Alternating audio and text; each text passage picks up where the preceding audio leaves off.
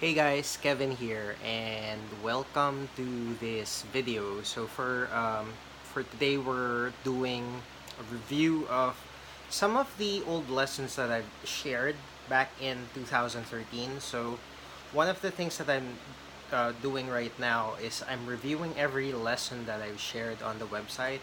So, if you're new, this is your first time watching, I have been putting together call center training tips.com ever since 2010, and since then I have shared over 200 different lessons that have helped hundreds, maybe thousands of you get hired in a call center.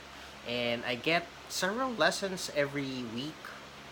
Several people send me messages every week telling me that they are already hired in a call center, and one of the reasons why I am continuing is, yeah, because of all the encouragement and all the support. So if you've been here for a while, thank you so much for the support. And so I'm exploring this lesson from 2013. Title is Better Opportunities, Best Answers, Neat Resume, and Remember Details. So this was from the early part of 2013. So one of the things that I've noticed as time went by is that as I continued to practice, I became better at what I am doing. I've become a better writer. I've become a better communicator. I've become better at speaking. I've become better at my English skills and so on. So if you are going to compare the 2010 version of me and the 2019 version of me, you're going to see a very big difference. And yeah, even the last year version. So if you hop on to my YouTube channel and you take a look at my older videos, you are able to see how much I have improved, or how much I've grown in communicating my lessons and my message. So I'm just gonna read some stuff from here, and then I'm going to explain some of what it means. Maybe I gave a lesson, but I didn't explain it very well, so I'm gonna try and fix that right now. So, it says here I'm starting off with a new series called From the Tip Collection. This will contain a list of 4 short tips on how to get hired and how to have an awesome career in a call center. Each post will have 4 short tips with a really short description. And I thought about this because I realized it takes a long time to write a nice post. So, yeah, eventually I made shorter posts. And Okay, so here I'm just gonna start with the first tip. The first tip is find better opportunities by starting your application with stable companies. So, uh, a lot of people, they want to practice with the smaller companies with a smaller pay because their goal is to one day apply for the more popular call center companies. Back then, it was Convergys, People Support. Those call centers are gone. A lot of the call center names I don't even recognize right now. Right now, Alorica is really big. Concentrix has bought up Convergys, and there's been a lot of name changes. But the idea is, if you are going to apply, start with a big company. Don't start with a small company. And it's okay to fail. If you fail in a big company, the biggest advantage it's going to have for you is you are going to get insight on the job hunting process, or the job application process of that big company. All right, and once you have that, it will be very easy for you to go to the medium sized and the smaller opportunities. So my advice here is to start big. That way, whether you pass or you fail, you will be familiar with the hiring process of the big companies. And another benefit is that you will be more comfortable in the call center interview or job application environment, because you will be exposed to the normal process of getting a job, which means you're gonna talk to an interviewer, you're gonna answer some questions about yourself, you're gonna take an exam, and you're gonna sell yourself basically. And you have to understand that the first few times you're not gonna do very well, but once you already understand the process, it'll become easy for you. What's really important is that when you go there, you try to understand what's going on. It's not like, they don't like me, so I didn't get hired. That's not true. You did something in that job application that made them not like you. And in the event that they do hire you, you also did something that made them like you. So you have to think about that. You have to write things down on your notebook. Just just write it down. What did I do right in this interview? What did I do wrong in this interview? What did I need to correct? What do I need to fix? And from there, you will be able to find better opportunities. You'll be able to find a you'll be able to get a bigger chance to get hired for your dream job. So, um, wait, let me just. Okay. So another thing you can do is you can ask the interviewer at least one question you're curious about in the call center industry. That should be a post.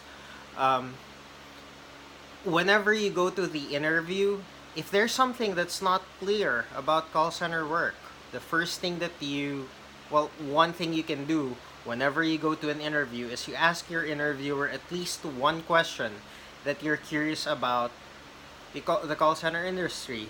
So back then, I had no idea what call center agents do. All I knew was they talk on the phone and they speak in English. So one of the questions I ask is, what is a typical workday like? Or what is where do you guys eat? Like if you guys are working at night, where do you buy food? So that's one question.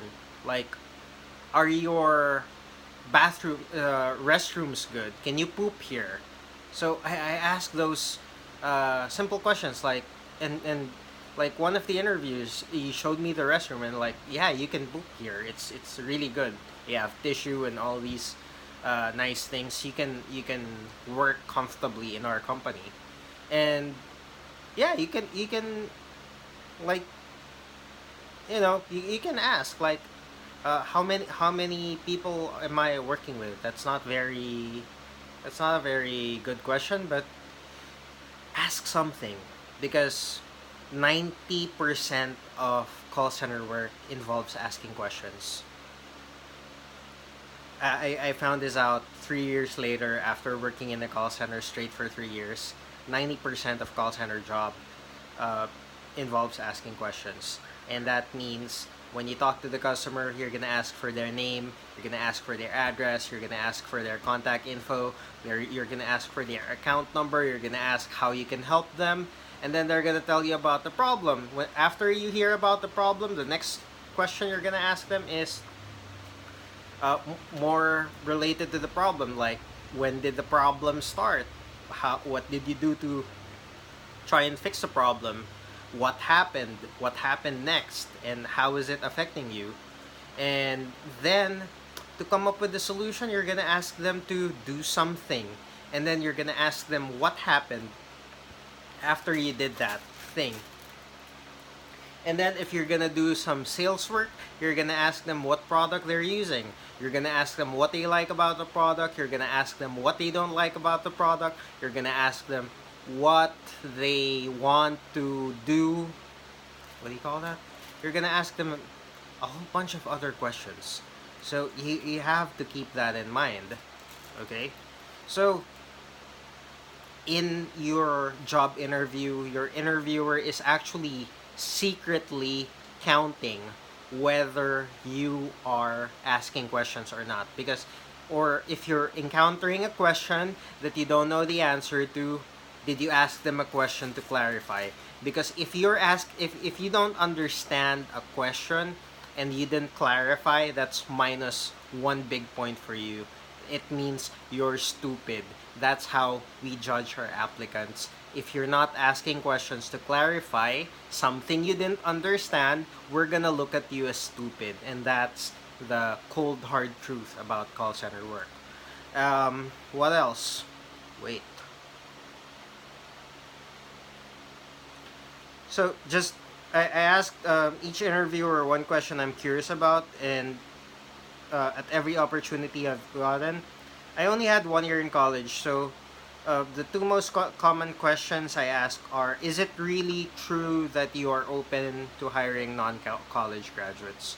And so back then, that was the most common question I asked, and most of the time they said yes. I went to 4 call center companies who were snobbish and said no. So out of all the companies that I went to, that I applied at, only 4 companies said no, we do not hire non-college graduates. Okay. So, the other question I ask is, do you have a specific type of people that you'd like to hire? So, and based on the answers that I've gathered, they hire people from different backgrounds, so it's hard to pinpoint. But as long as you're able to express yourself in English well, do the work even on night shifts, weekends, or holidays, and are open to shifting schedule and learning new things, you are a good candidate. So this is a compiled answer. Uh, Different interviewers told me different things, but this is a summary of what I've learned. So, okay, next tip. Bring a nice hard folder to your call center interview. This is very basic. When you go to an interview, um, bring a hard folder instead of just a usual paper folder, because a hard folder is, well, it will protect your resume. Because if you go to an interview and you submit a crumpled resume, it doesn't look very professional. So you want to work with a more professional image. So hard resume, you can, hard folder, you can get that from the bookstore. It might be a little more expensive. You might spend 100 pesos or 50 pesos or whatever, but just a nice hard folder.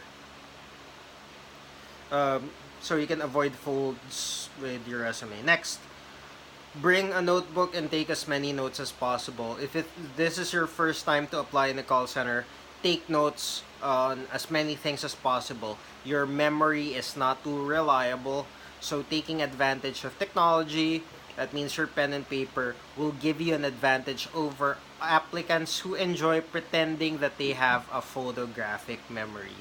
So you do not have a photographic memory, so just write things down, okay? Take note of the call center names, the addresses, the interview questions, your answers. Write those all down. Okay? Write those all down. And write down all the questions that you couldn't answer. Write down the phone number of the cute girl you sat beside to, or anything like that. Use your notebook and write a guide, write a walkthrough, write instructions of you teaching yourself how to get better at your job application on your next interview. Take notes, review, pick the important ones, and rewrite them. If you have any additional tips, if you have any additional lessons that you'd like to share, I'd love to know about it. Send me a message or leave a comment. Thank you so much for supporting my site. Thank you for reading my lessons and watching these videos. And you guys have a great day ahead. Bye-bye.